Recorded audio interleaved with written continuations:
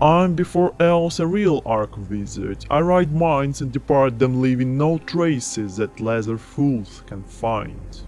Hello, my name is Kate and I'm gonna tell you the story of a wizard and a founder of Zhentarim Guild in D&D. Manshoon was a founder of Zhentarim. Being power-hungry and craving for singular control over lands, he created a cabal of like-minded wizards, merchants, servants of Bane Temple, and even beholders. He is known as a slight-tongued, ruthless, and decadent evil master who slaughtered his rivals and tried to compete with Elminster, always sending young wizards, proving themselves and slaying the old Archmage. Manshoon was a secret ruler over Zhentarim and Zhentil Keep, hiding behind the back of nominal council. Manshoon can be met in early edition adventures of D&D, but also players can encounter him during the latest Dragon Heist campaign. But how did he become a powerful wizard? Let's figure it out. In 640, Zhentil Keep was the first human city to be built on the northern side of the Moonsea, and it has become the richest and most powerful habitation in the area, rivaling Shadowdale and the cities of Sambia. It has been called at times Target Keep because it stands between the eastern heartlands to the south of Tar. It was a mining and trading camp on the north bank of the mouth of Tash. It had no ruler, nor did it have permanent inhabitants. In 751, the keep developed itself and many merchants flew in, but where there were wealth, there were bandits, orcs, and danger. The rulers of the keep found a mage called Zhentar, who agreed to protect the keep if he would be invited to the ruling council. During the rulership, the council was slowly replaced by evil wizards loyal to Zhentar. The last Lord Aphestron confronted Zhentar and both died in battle, but after lots of lies and propaganda, Zhentar was regarded as a hero. The keep was renamed in his name, Zhentil Keep. The chaos threw the keep to uncertain times, from where the council was gradually reduced until it was shortened to several lords again, one of which was Harlshun. Harlshun had two sons, Asmus and Manshoon, and there where the Manshoon story begins. Manshoon was born in Zhentil Keep in 1229 to Harlshun, the first lord of Zhentil Keep. Manshoon was an evil kid ready for pranks. Being intelligent and wise from the young age, he was very ambitious and full of sarcasm. The childhood in Zhentil Keep was full of abused bandits and mercenaries, and a father who was paying more attention towards strengthening his position as a lord rather than looking after a child. His childhood friend Zul Chambril, who was a fanatic follower of Bane, also played a decent role on a Manshoon character. The father's tyranny and power abuse over the family has influenced Manshoon greatly. He decided that no one else would ever have that kind of power over him. In 1258, when Manshoon grew up and was 29 years old, his father sent him on a quest. It was the custom of Zhent nobles. Harlshun and Kalkantor, another lord of Zhentil Keep, sent their sons Asmus and Manshoon and Chess forth into the world armed with swords and gold to learn its ways and prove themselves. The same year, 3 months after Manshoon left, Kalkantor poisoned Harlshun to kill him and take the lordship for himself. However, Harlshun managed to kill Kalkantor, throwing him out of Zhentil Keep tower. Both of the lords died that day. Meanwhile, far away, the journeying Manshoon, Asmus and Chess came upon the barrow that contained a magic sword of great power. Unfortunately, 3 harpers were spending the night inside the tomb looking for the sword too. Manshoon attacked the harpers, seeking to destroy them and take the sword and riches with him back to his father at the Zhentil Keep. In that battle, his brother Asmus was blinded, and Manshoon himself was injured. His right hand blasted into nothingness. Chess saved them that day, helping injured brothers to hide in the night. They have spent 2 years adventuring over neighboring lands and decided to turn back in 1259 empty-handed. However, that day Manshoon stumbled upon a party of adventurers. Both brothers and Chess murdered them all in their sleep. Manshoon looted a wand and a spellbook that day, and later traded the wand for a regeneration spell to restore his blasted hand. However, he kept a spellbook, secretly planning to study magic, inspired by the deadly animated sword that day in the barrows. It was at inn in the Dalelands, still far from the Moonsea, that the trio learned of the deaths of their fathers. Manshoon was furious that his rightful place on the council had been usurped by another. He quickly convinced Chess that usurpers were responsible for the deaths of their fathers and that they had to be avenged. Being smart and forward-thinking, Manshoon understood that Asmus had more rights to be on the council upon returning and decided to get rid of him. While walking over the bridge, he arranged a fatal fall for Asmus from it, who died in the rocky gorge. In 1260, while back at the Zhentil Keep, Manshoon and Chess quickly disposed of the traitors and took seats in the ruling council. Later, Manshoon supported his childhood friend Fzul Chambril, a fanatically loyal Bane servant, to rise in ranks of the Bane Church to receive the church's support. Power, my dear Fzul, power! It's my intention to form a network of spies and assassins, more vast and powerful than anything you or your petty lords of Zhentil Keep presently have, controlled by those loyal to my inner circle. This dark network will help us dominate trade and communities across the Moonsea and beyond. The formation of these organizations, which I've called Zhentarim, has already begun. I'm offering you a place in the Cabal inner circle.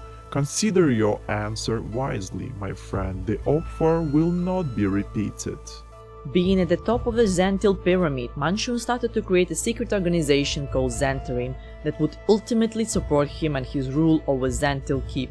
He found Zhentarim in 1261. Fzul was an early recruit for the priest's membership as a means to seize the leadership of his church. Under his influence, many of the lower priests of Bane joined the network against the will of the old-school church hierarchy. Through his own studies and by taking the spellbooks of other wizards, Manshoon studied the art, and his skill in magic grew. Being paranoid, he tried to reach his highest heights with the arcane knowledge in order to defend himself from the inevitable treachery. Manshoon even decided to enter monastic community in Zambia, which allowed him to spy and research all the lands between Thunder Peaks and the Dragon Reach. He probed every corner of these lands and knew every underdark tunnel, which was useful for his teleport-known destinations. On one day of his rulership, spies reported to spot a magical flying rock. Manshoon investigated it personally, as he felt it to be at least an artifact with high magic potential. Surprisingly, he came across a beholder named Xantrif. The two saw a mutual advantage to be gained by joining forces rather than attempting to kill each other. On his return, Manshoon spread the lies that the flying rock is actually a worldly link to the gods. There, Xantrif spoke to Bayanids as a voice of Bane, directing them to do whatever Manshoon desired. In return, Manshoon promised the beholder the control over lands, Zhentil Keep, and people around it. During his rulership of Zhentarim, Manshoon actually struck the same deal with other beholders. In fact, there are at least 6 beholders known, which are Magsam, Xantrif, Xula, Xualahu, Xalandralat, and Xavlal. In the Year of Thunder in 1306, Zhentil Keep acted to further drive its economic growth, and Manshoon needed to eliminate all enemies that harmed his trading routes. Zhentarim supported Zambia, Hillsfar, Flan, and Melbourne in fighting down the increasing imperialistic intentions of Mulmaster, which had begun using its naval forces to control access to the river Lys. The Moonsea War, as this conflict is called, ended in the defeat of the Mulmaster. The strategic fortress of Darkhold in the far hills became the next test for the Manshoon ambitions. The castle flanked the major trade route from the Inner Sea to the Sword Coast. Centuries old, the fortress had passed through a number of hands until the Lich King Varala made its new home. In 1312, Manshoon led the army himself to attack. Zhentarim wizards and priests, backed by mercenaries, besieged the castle. After fierce fighting, they gained control of the Darkhold. It is rumored that Manshoon died in the assault and was either resurrected or replaced by a clone, which he had plenty of. Elminster claims that Manshoon has died over 21 times, however, maybe it's a little bit of an exaggeration based on their personal dislike. With the Darkhold conquered, the Zhentarim carefully began increasing pressure on the surrounding area. Yellow Snake Pass, never the safest of the routes, quickly came into its grasp, as well as the traders' routes on the south. The next move of the Manshoon was to march on Tashendale. He laid waste to the town and established rigid control of the valley of the Tash. Then he made a war on Hillsfar and established the Temple of Bane, the altar of Dark God, in the village of Wulnar. In the Year of the Brazen Brand, in 1334, the current First Lord of Zhentil Keep, Eorltar, died, and named Manshoon the First Lord as a successor. Many members of the council who have opposed Manshoon got mysteriously ill and died after ascension of Manshoon to power. Is it a coincidence? In 3 years, by 1337, Manshoon rearranged the council to his liking and paved his way into being declared High Lord, and he was given the almost absolute control over the affairs of Zhentil Keep and the Zhentilar that he desired. Manshoon always wore a mask or went hooded in public. Even when he was not masked, it was difficult to tell what his true face was. Always flawlessly controlling his emotions, he was sarcastic and could be furious. Even while he is away from Zhentil Keep, all other lords feed the Dark Mage and his Black Network. With Zhentarim getting more and more followers, Manshoon decided to increase its influence by coveting the Citadel of the Raven, a long-gone place destroyed by orcs and orcs invasions. By the order of Manshoon, the Citadel was restored by Zhentil citizens in 1355. The Citadel was needed to drive the suspicion that Zhentarim ruled the Zhentil Keep instead of the ruling council, as well as to protect Zhentil Keep from any threats. Shielded from ogres and orcs attacks, Zhentil Keep started to flourish. Many merchants and people came to the keep, where the trade was safe and prosperous. Nobody saw Manshoon having any attachment towards anyone. However, he had a lover, a former student of Elminster, who fell in love with Manshoon and turned evil. Unfortunately, Simgaril Mariel died in 1357 in battle, helping Manshoon in one of his schemes. In the year of 1358, during the time of trouble, the Avatar of Bane came to Zhentil Keep. He used Vzul body as a vessel for some period, however was later destroyed and consumed by a mortal ascended to godhood Cyric, who proclaimed to be a new god of strife, deception, conflict and murder. During the Cyric rulership, his church uprisal in Zhentil Keep, Zhentarim went through tough times. In 1364, Manshoon realized that Cyric was bringing an end to Zhentarim. Whereas Bane was an experienced, willing, patient sword, Cyric was a fool, a hot-headed recent mortal who still retained his mortal perspectives. Manshoon decided to move the main base of operations away from Cyric followers in Zhentil Keep. Only Vzul knew that Zhentarim operations were moving to the Citadel of the Raven, however said nothing. By the end of 1366, the move of Zhentarim was complete. Manshoon also embarked on another plan for his organization in secret. He set his Zhentarim wizards the task of establishing trade routes between the Moonsea and the tapped markets of the Sword Coast, which would bring him wealth, magic items and power. Being ever more paranoid, Manshoon was developing his ultimate insurance plan, the Stasis clone spell. With the aid of those clones, Manshoon intended to outlast those foes he couldn't outwit or destroy. Nobody knows how many clones were created by original Manshoon, and nobody knows how many clones were created by his clones after. In 1370, with his death, most of those clones were awakened from slumber. Manshoon was betrayed by Vzul Chambril and Lord Orgoth. Disagreeing with Manshoon's vision over Zhentarim, they managed to kill Manshoon. However, little they knew that experienced Archmage possessed hordes of clones, 6 of which immediately surrounded 2 traitors. Each of the clones was convinced that he was the real Manshoon and had an urge to slay his rival clones before proceeding with revenge. In this chaos, Vzul and Orgoth managed to escape. When in proximity to another clone, each Manshoon developed both a paranoid attention to detail and a maniacal need to seek out and slay his duplicate until only one true Manshoon remained.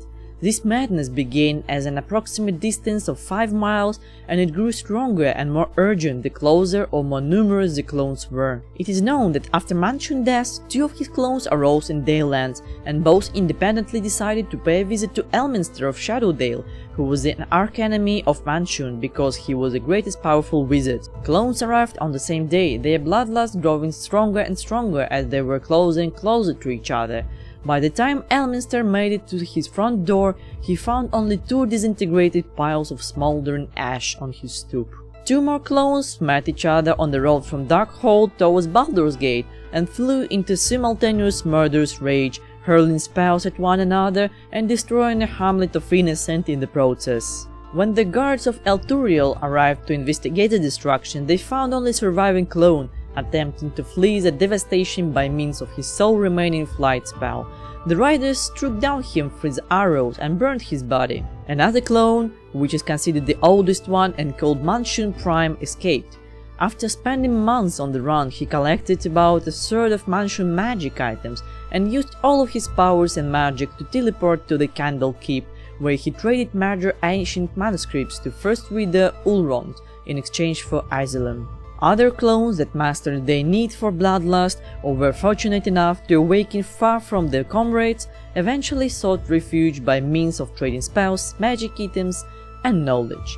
Most did so without revealing their true identities. Only a few revealed their identity to powerful mages that provided clone sanctuary. Those include the Symbol Witch Queen of Agrelond, Larlock, the Lich King, and Halaster Blackcloak of the Undermountain. One of the remaining clones returned to Zhentarim in 1372, conceding leadership to Fzul and entering in some sort of alliance with him. He was a quieter, humbler man willing to take directions from Zul, and he pursued his own schemes. The Manshoon had little interest in ruling Zhentil Keep or the Black Network directly, preferring to work more subtly on private projects and tasks that would strengthen his organization and his magic. He also, it is said, began studying means of transferring his essence into unawakened clones. During 1388, Fzul struck an alliance with fiery, malevolent and highly intelligent aberrations. Nazariel learned of the Zhentarim alliance with the creatures, and the Shadow War destroyed Zhentil Keep, killing the Zhentarim Manshoon with it. The clone that sought sanctuary with Halaster made his way across Faerun and into the Undermountain. Once there, he offered himself as a willing pupil and servant to the Mad Mage. Manshoon brought him scrolls and spells that he had discovered and which he thought Halaster might be interested in learning. Halaster first rejected him, but then let Manshoon in as an apprentice. Over the years, it is said that Manshoon studied under the strict guidance of Halaster in Undermountain, and later died in Spellplague. But in the other sources, we see him again in the Dragon Heist and he wants to revenge Halaster. Maybe it was another clone of Manshoon who saw the failures of his duplicate and wanted to succeed him in other ways. Manshoon, who went to Undermountain, is one of the potential enemies in Waterdeep Dragon Heist. In 1492, from his isolated tower, he schemes to gain the support of masked lords of Waterdeep throughout bribery and blackmail. Another known clone assumed the position of power among Night Masks of Westgate, calling himself Orgbak. Orgbak awoke at the beginning of the Manshoon Wars in 1370, only to find out that he had been turned into a vampire and was not in status chamber with the rest of the Manshoon clones. He escaped the bloodshed and instead hunted down the vampire who had turned him, the Night King Orlak, who had probably found him in stasis and fed on him, giving him vampirism. Manshoon slew the vampire lord and took his magic items and his title of Night King. By killing the Lord Vampire, he created a vacuum of power in Night Mask's Seals Guild and decided to take control of his organization. In the year of the Ageless One, in 1479, he took revenge upon Elminster for the falling of so many plants and the destruction of so many clones. Manshoon, using the body of the beholder named Sarlandralat, held in the Mind Troll and using other beholders, which he sent to the house of Larak Dardalkin, and unleashed magic strong enough to reduce Elminster to dust by a disintegration spell. However, Elminster somehow survived as a pile of magical dust. To finish what he had started, Manshoon followed Elminster to the Symbol Cave in Shadowdale with the intent of killing Elminster. However, Elminster and Storm Silverhand were able to restore Symbol's sanity, and she forced Manshoon to yield and promised to work with Elminster for her. However, right after Symbol teleported away, Manshoon immediately struck Elminster with disintegration spell, reducing him to ashes. But he couldn't destroy him.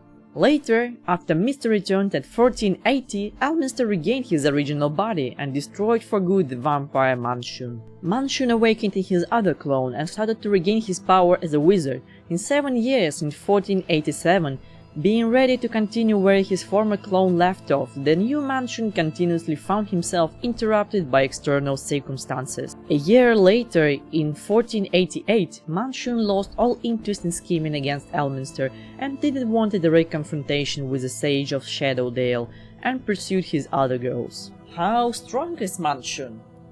From the lore perspective, he is very intelligent, cunning and ruthless opponent with many magical artifacts, lots of knowledge and clones. He is not afraid to die, and with each death he gains even more knowledge and power.